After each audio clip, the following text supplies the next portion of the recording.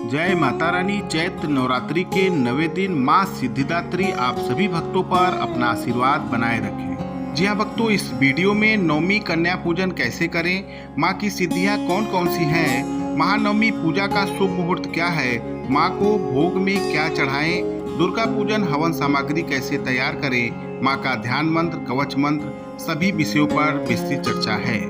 हिंदू पंचांग के अनुसार चैत्र मास के शुक्ल पक्ष की नवमी तिथि को महानवमी कहा जाता है। चैत्र नवरात्रि के आखिरी दिन यानी कि नवमी तिथि को माँ दुर्गा के 9वें स्वरूप माँ सिद्धिदात्री की विधिवत पूजा करने के साथ व्रत का पारण करने का विधान है। इसके साथ ही नवमी तिथि को ही श्री राम का जन्मोत्सव मनाया जाता है, जिसे रामनवमी कहते हैं। इस साल रामनवमी तिथि को लेकर थोड़ा असमंजस की स्थिति बन रही है, क्योंकि नवमी तिथि 2 दिन बढ़ रही है। आइए जानते हैं महानवमी की सही तिथि और सही मुहूर्त क्या है। इस बार नवमी 17 अप्रैल को मनाई जाएगी। विजय मुहूर्त की बात करें तो दोपहर 2:34 से लेकर 3:24 तक होगा। गोधूली मुहूर्त की बात करें शाम को 6:47 से लेकर शाम के 7:10 तक रहेगा। कन्या पूजन का शुभ मुहूर्त सुबह 6:27 से लेकर 7:41 तक रहेगा।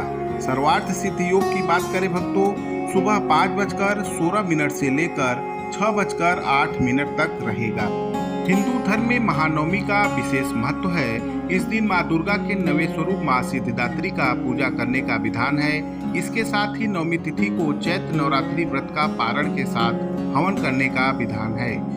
मान्यता है कि जो व्यक्ति दुर्गा पूजन के साथ साथ कन्या पूजन करता है, उसके सभी कार्य सिद्ध हो जाते हैं और सुख समृद्धि धन संपदा की प्राप्ति होती है।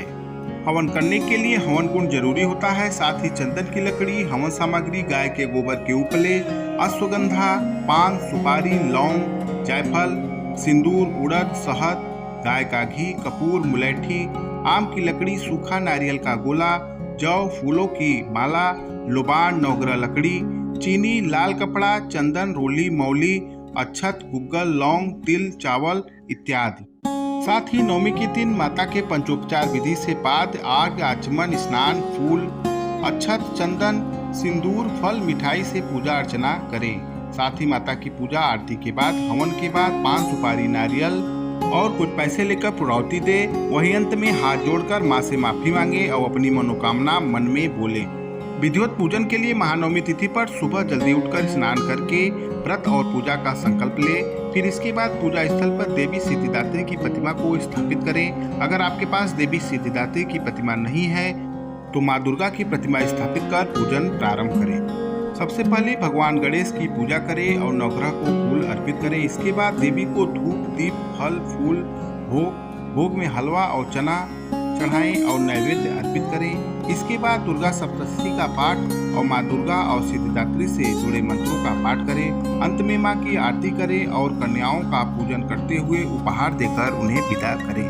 पौराणिक कथाओं के अनुसार अणिमा, महिमा, गरिमा, लघिमा, प्राप्ति, प्राकम्य, ईशित्व और वशित्व ये 8 सिद्धियां हैं।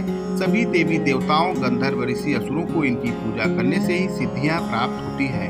जो भी भक्त नवरात्रि के 9 दिन उपवास, पूजा अर्चना और अंत में कन्या पूजन करते हैं, उन पर माँ की असीम कृपा प्राप्त होती है।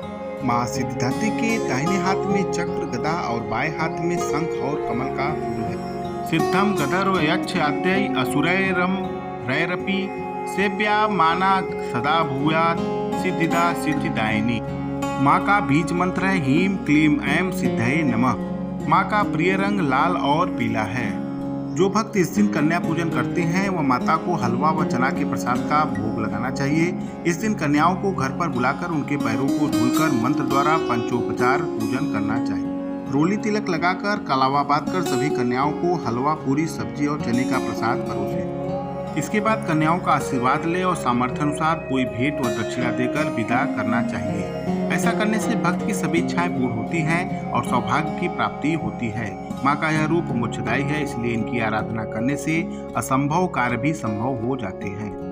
चैत्र नवरात्र में कन्या पूजन के बाद आप कन्याओं को श्रृंगार की चीजें दान में दे सकते हैं। दान करने से पहले श्रृंगार का सामान माता रानी को अर्पित करना चाहिए, फिर इसके बाद दान करें। मानता है कि ऐसा करने से माता रानी प्रसन्न होती हैं।